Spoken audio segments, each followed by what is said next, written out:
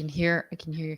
Hello, Fort McMurray. It's Melanie Galea from Remax Fort McMurray, and it is the last episode of the year for Let's Talk Lending. I'm with my co-host, Barb Pinsent from the Mortgage Center Elite.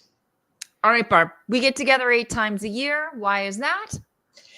To let people know what the overnight lending rate is, established by the government 8 times a year, and no change again today. No change, which I'm not surprised by. The good news is that inflation is it came down last month, and it coming down last month, it went from 3.8% down to 3.1%, which is good, but it still isn't down to this magic number that they have at 2%. Exactly. So the forecast that I'm seeing is like second quarter that interest rates will start to come down. I don't know if they'll come down drastically at that time, or maybe at the beginning of the second quarter, they'll start to come down. It's going to be a very interesting couple of months. So I'm just kind of saying to people, I feel like real estate truly is on sale, not for sale, but on sale right now. Because I predict, Barb, that once those interest rates come down, we are going to be very, very, very busy. And we're going to see more multiple offers. We may even see prices go up. So, and one of the reasons that prices aren't going up right now is because the higher end stuff isn't selling. So it looks like I'll show you some stats after. But in the meantime, Barb, let's talk about your presentation today. What do you got? We're going to talk about some other stuff. We're going to talk about the first home savings account that was spoken about previously, but wasn't yet available and is now available. And if you're going to contribute to the first home savings account for 2023, you have to have the account open and the contribution made before the end of the year. So that's why I thought it'd be a good thing to talk about again, because it is a wonderful product, similar to a tax-free savings account and like an RRSP. The tax-free savings account, you don't get a tax deduction for. RRSPs you do, and you will with this first home savings account as well. If you take money out of the, it's meant to be set aside for your down payment. You do have to be a first-time buyer to qualify for the first home savings account. Yep. And you don't have to pay the money back if you don't make a withdrawal. And I think I need to fix that, but it's too late now. If you don't use the money for the first home savings, you can, I'm way ahead of myself here, sorry. But yeah, you don't have to pay it back if you make a withdrawal. So if you put money in, you can contribute up to $8,000 a year to a limit of $40,000. The money that you're taking out to purchase a home with, you're not taxed on. And that's what I'm saying in that line there. And you can use it in conjunction with the RRSP. So you can take money from the first home savings account and can withdraw up to $35,000 from an RRSP as well. And if there are 2 of you that are buying and both have money in both the home savings account and an RRSP, both plans can be used to apply the money that's in there to the down payment. And if you don't intend to purchase a home, you've got up to 15 years to make contributions to this first home savings account. The money in the first home savings account rolls into your RRSP, which is a good thing because then you're not going to be taxed for money that you didn't use to purchase a home with. So if you don't buy a home, but you do open that first home savings account, effectively you've added another $40,000 if you max out on the amount that you're allowed to contribute to the first home savings account. You got another $40,000 in your RRSP.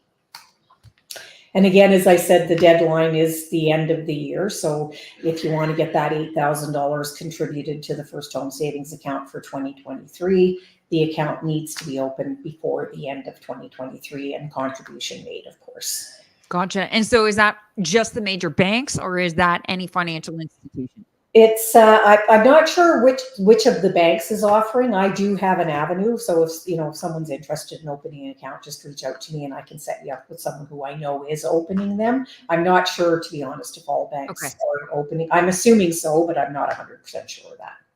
Geez, you really could take advantage of some. There's some good advantages to take. There is. So if you're busy saving like a little squirrel for next year, there could be some really good tax advantages for yourselves right now. That's And awesome. those are always wonderful. Those tax advantages, we all need more of those. Exactly. So, yeah, definitely. Exactly. Product. Well, I wanted to just show a little bit about what's happening with the stats right now, just so that we can have a little looky-see on what's happening. So I'm just going to talk about single family homes. I mean, the hottest market right now by far is condominiums. And I think, there's some savvy investors out there that are scooping up a lot of the, especially condos downtown. And I think the condos that are around Keano College are going to be a hot commodity because there's going to be an influx of students coming. I was talking to the president of the college, and they've got a lot of plans to grow the college and have more students, have more international students as well. And that program's already grown from, I want to say like 300 students to like over 1,000 international students now. And they spend anywhere from $30,000 to $50,000 within our community over the time that they're at school. So that's pretty significant. Yeah, for sure. So where we are right now, if we look at last month's numbers, about 8 months of inventory for single family homes. The average price, we're going to be a little bit behind last year, but it's because the higher end stuff isn't selling. It's not because prices are plummeting. Please remember that when you're talking to anyone, especially you're looking at December's number right now. The average for the 4 sales is $597 with a sale over 800. So when we start to see those sorts of things start to happen just a little bit more, I do believe that we will see the average price go up next year.